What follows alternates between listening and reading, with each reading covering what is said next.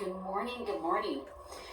Welcome to DCE Laws Thursday morning coffee break. Now, I'm having a coffee break with a shake this morning. I've got a busy morning because I have a mediation going on, and I'm actually in one of our conference rooms right now regarding that. So that's upcoming. So this is going to be short and sweet, but I wanted to go ahead and come on today and talk to you about generally business structures and formation again. Because what I'm finding, the more and more I talk to people about everything and people reach out to me, the more I understand that there's so much misinformation going on out there about LLCs, about, how you can start your business and information about that. I will never recommend an LLC. I am telling everybody it does not afford you the protection of a corporation. And so I wanted to go through the differences between a DBA, an LLC, and a corporation just very quickly, in a nutshell. That's what we always call it in law school. In a nutshell, what would you say? So in a nutshell, if you are looking at a small business model, it's a hobby, it's something you enjoy doing, but you're getting orders from people, and so you want to do something and create some kind of business for it. If you're planning, initially anyway, to keep it small scale and you don't have a big liability aspect, so you don't need a lot of protection, then a DBA or fictitious name registration for your business is a great way to go here in the state of Florida. So you would just go ahead and you would file with the Secretary of State's office, which is www.sunbiz.org, for a fictitious name. And you would register your fictitious name. Of course, you have to see if it's available. I always still recommend check the trademark office, USPTO, Patent and Trademark Office, for the name availability. Make sure there's not a trademark on it already, because you don't want to step on anyone's toes.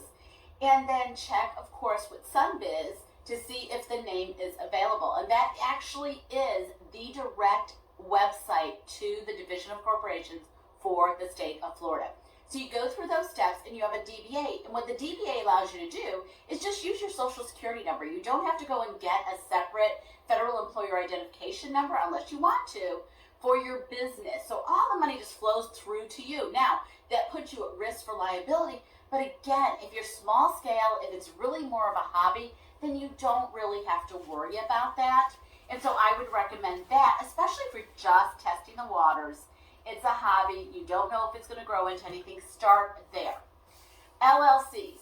Again, if you're looking at a small business model, you're not looking at potential 5-year growth, getting larger, franchising, doing all of these other things, then an LLC, fine. Go ahead with an LLC.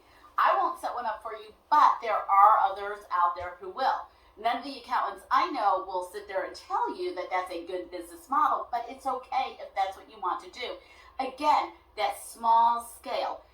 It's a step up from the DBA or even a partnership, but it's small scale. That's the thing with LLCs, and it does not afford you the protection, once again, of a corporation, nor does it give you the flexibility with regard to how you can treat income to you. You would still have to file, and you know what's funny is you have to go through all of the steps that you do with a corporation. It costs more money to file with the Secretary of State's office. One, you have to deal with members, and whenever you do anything, you have to get sign off from all the members as opposed to a corporation. And then there's all these other issues, tax issues related to income that you receive through the LLC. So you're not, yes, you can file as a subchapter S for flow-through income purposes, but the problem is you don't get the protections or the benefits that you receive with the corporation. Nonetheless, if you want to keep it small scale, if you are just have your heart set on an LLC because in your mind you think that's the best way to go for you, then do it. Go for it. But if you are looking at really being one of the big girls, if you're going to be a boss lady, if you're going to be one of the big guys, and you are going to grow your organization over the next 5 years and keep it going, you want to start with a corporation. That is going to give you not only the best protection that you can have from liability, but it's also going to give you the flexibility of growth like I can't even tell you. Because then If you want to branch into other areas, we do divisions, we do all kinds of very creative things for you. But also what's really awesome with a corporation, not only you're reducing your liability risk, but from a tax purpose, you get to actually claim shareholder distributions, which are very important, especially for a startup organization, because those are taxed differently. So you're not paying your withholding and Medicare on those shareholder distributions. So that's so very important as you are starting to grow. And you are an employee of the organization, which is wonderful too, again, from that liability standpoint. If you need to create things, you have your corporate documents, you have the authorities signed already, so you just go and you do what you need to do from a business standpoint without having to go back, get signatures from your members or whatever else. Sometimes even when opening a bank account, it can become a real hassle because a lot of times the banks will want the signatures of every member. They want to do background checks. So it can get very crazy with an LLC. So the corporation is the best form. You're going to go through the same steps, though, that you otherwise would go through when you set up an LLC. We do have to set up the corporation for you with the Secretary of State's office. We're going to do a name search for you with the trademark office, which is the USPTO. We are going to go ahead and do a name search with Sunbiz. And when I say we, it's either through my office, if you want to do that, or taking one of my courses, the business startup course. And then we're also going to take you through the steps of getting your federal employer identification number, easy peasy stuff right there. And then we're going to go ahead and we're going to file with the Internal Revenue Service to get your Subchapter S status. And with your Subchapter S status, that gives you the ability to claim the income as income to the shareholders of the corporation, and you're taxed at your individual rate as opposed to your corporate rate.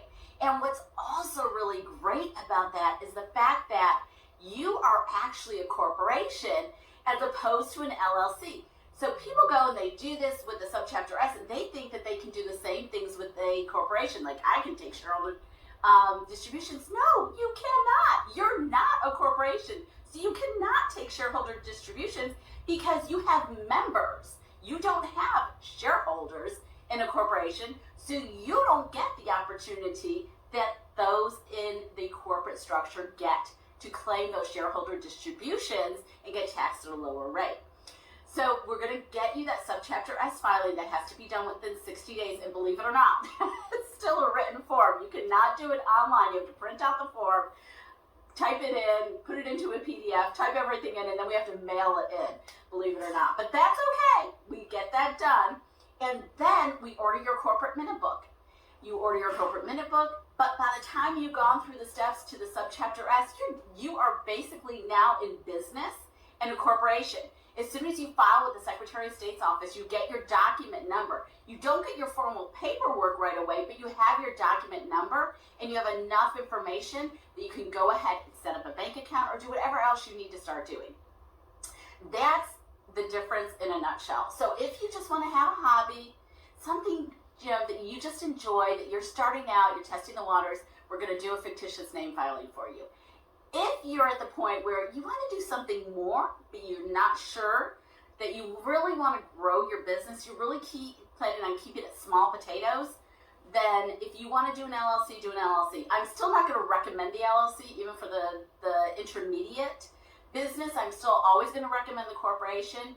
But if you just think you're going to keep it small potatoes, then go ahead and go with the LLC. And then if you're really talking about being with the big girls, and really being a boss lady or being with the big guys, then we're going to go with the corporation, and we're going to get you started on the right foot immediately, right out of the gate. So those are the differences. Thank you for watching. If you have questions, go ahead and message me. I'd be happy to answer them. I can set up a consultation with you. Just did the other day with one of my followers, and I am happy to do that with any of you. Otherwise, keep following me for more tips and information that will help you not only from a business standpoint, but with family law issues as well. Okay, take care and have a great Thursday.